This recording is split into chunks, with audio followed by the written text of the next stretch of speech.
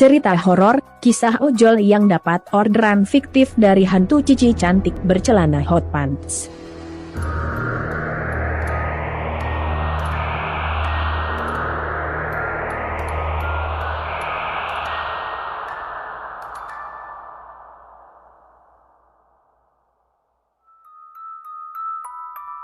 Cerita horor memang selalu menarik untuk disimak, terlebih bagi kamu yang sangat suka dengan hal-hal berbau mistis.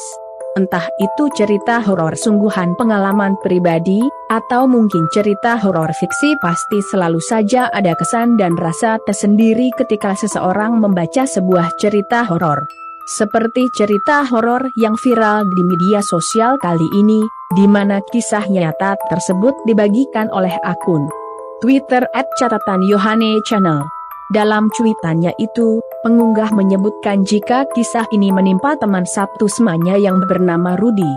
Sebelum benar-benar membaca cerita horor ini, sebaiknya kamu siapkan camilan jika memang suka dengan cerita berbau mistis. Namun jika tak berani, sebaiknya sudahi sampai di sini karena cerita ini dijamin membuat bulu kudukmu berdiri. Lebih lanjut, kejadian dari cerita ini bermula saat Rudy mendapatkan tawaran sebuah pekerjaan baru di Pulau Dewata, Bali. Saat itu Rudy pun langsung menanyakan kejelasan tentang pekerjaan apa yang akan dia jalani selama berada di Pulau Bali. Secara singkat Rudy dijelaskan akan bekerja sebagai driver ojek online di Pulau Bali, di daerah Denpasar. Tanpa berpikir panjang, Rudy langsung bergegas menuju ke Pulau Bali. Di sana Rudy sudah ditunggu oleh temannya, ia disediakan kos guna sebagai tempat tinggal Rudy selama berada di Bali. Sesampainya di Bali Rudy tidak langsung bekerja, ia harus menjalani berbagai tahap tes hingga akhirnya ia lolos dan bisa bekerja sebagai driver ojek online di salah satu perusahaan. Seminggu berlalu, Rudy masih saja belum memutuskan untuk bekerja. Di sana Rudy hanya berkeliling Denpasar sembari menghafalkan ruas-ruas jalan di sana. Setelah hafal, Rudy memulai pekerjaannya dengan mengantar salah satu mahasiswa dari universitas di sana. Lanjut setelah itu Rudy mulai terbiasa dengan pekerjaannya barunya itu. Hingga suatu ketika Rudy mendapatkan orderan makanan, di mana orderan tersebut berjumlah sangat banyak. Setelah makanan selesai dipesan, Rudy pun akhirnya langsung bergegas mengantarkan makan itu ke tempat tujuan. Jalan demi jalan telah dia lalui, hingga tempat yang dituju telah ditemukan. Ini aneh, kata Rudy. Tak disangka, ternyata tempat tujuan orderan itu adalah sebuah rumah kosong.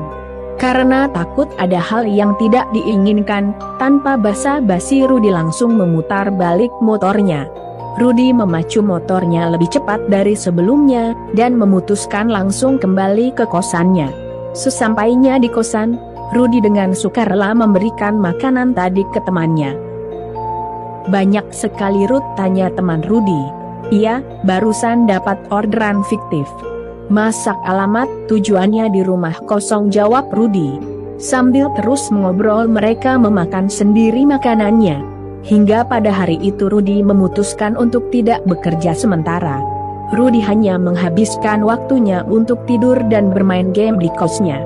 Keesokan harinya, Rudy kembali bekerja karena dirasa hatinya sudah tenang. Hingga sore semua berjalan lancar, Rudy terus mengaktifkan aplikasinya. Saat azan maghrib tiba dia mendapatkan orderan makanan lagi. Tanpa berpikir lama-lama, Rudy langsung menerima orderan tersebut, dan bergegas menuju ke restoran yang dituju. Setelah makanan selesai dibuat, Rudy pun berangkat menuju ke tempat tujuan yang dimana ia harus masuk ke daerah perumahan elit. Di perumahan tersebut banyak rumah yang berukuran besar dan megah. Sebelum masuk Rudy meminta izin terlebih dahulu ke security setempat. Pak, permisi, minta izin mau mengantarkan makanan di sana, kata Rudy. Baik mas, samaan langsung saja ke sana, jawab bapak security-nya. Rudy pun langsung berangkat ke sana. Alamat tujuan sudah ketemu, Rudy turun dari sepedanya. Dia pun memanggil-manggil orang yang ada di dalam rumah tersebut. Karena tidak ada jawaban, akhirnya Rudi melihat sekeliling sambil mencari bel. Sepertinya tidak akan kedengeran jika dipanggil dari sini, kata Rudi sambil mencoba menghubungi lewat handphonenya. Rudi menemukan bel rumahnya di pojok dekat gerbang. Rudi pun menghampiri bel tersebut dan menekannya hingga terdengar suara dari dalam. "Halo Pak, sudah di mana?" Ternyata telepon Rudi sudah diangkat dan menanyakan keberadaan Rudi. "Sudah di depan rumahnya Mbak," jawab Rudi. "Oh ya udah Pak, saya keluar dulu," kata customer tersebut. Akhirnya Rudi mencoba menunggu. Tidak lama Rudi menunggu karena pemilik rumah sudah keluar. Wanita cantik sekitar umur 20-an memakai kaos lengan pendek dan hot pants. "Mbak Cici ya?" tanya Rudi. "Iya Mas, ini uangnya," jawab Cici. "Waduh, saya tidak ada kembaliannya Mbak," kata Rudi. "Loh, ya udah kalau gitu saya ambil uang pas dulu ya Mas," jawab Cici. Sebelum Cici kembali, Rudi memberikan makanannya agar sekalian dibawa masuk oleh Cici. "Tunggu sebentar ya Mas," kata Cici sambil berjalan kembali masuk ke rumahnya. Cici terus berjalan cepat dengan sedikit lari kembali ke rumahnya. Cici sengaja tidak menutup kembali gerbang rumahnya. Sambil menunggu Cici mengambil uang pas, Rudi pun mencoba melihat seisi rumah Cici yang sangat bagus. "Bagus banget rumahnya," kata Rudi dalam hati. Di dalam gerbang terdapat taman dan di tengahnya terdapat air mancur yang indah. Sekitar 15 menitan Rudi menunggu, namun Cici masih saja belum keluar.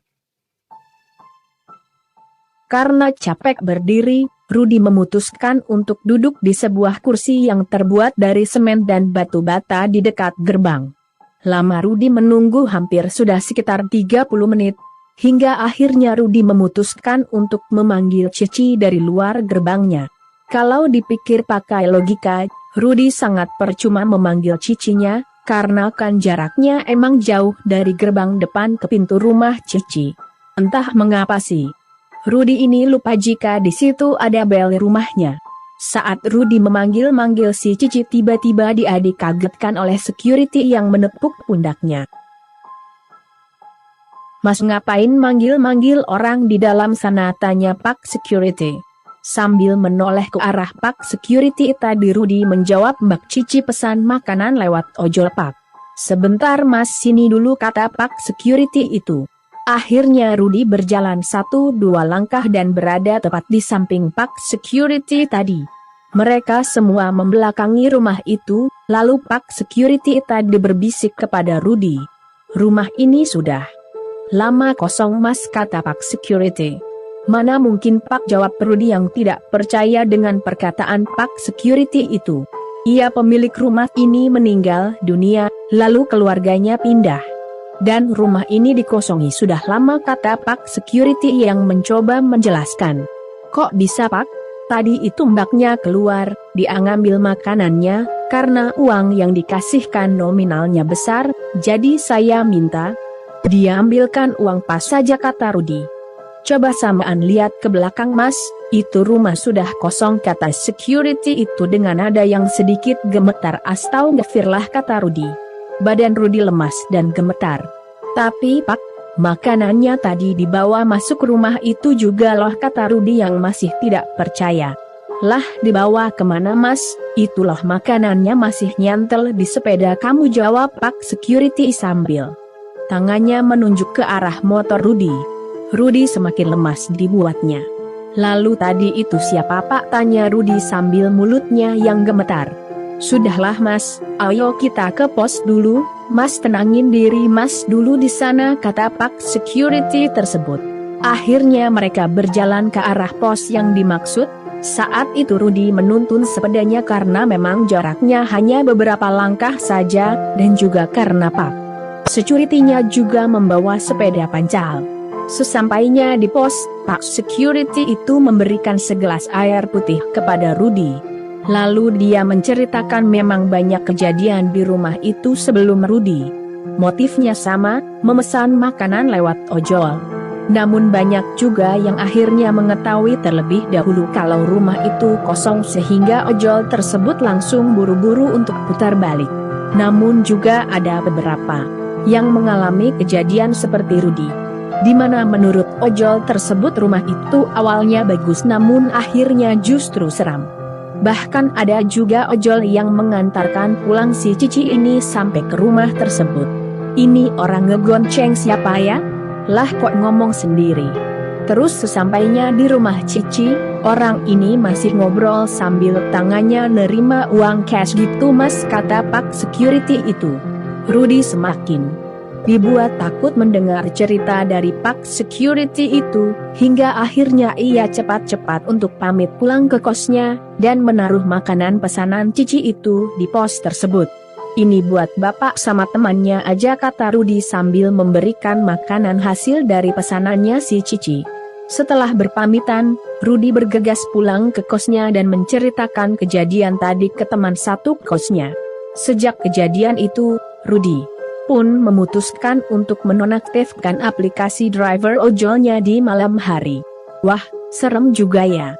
Kamu atau temanmu pernah mengalami hal seperti ini?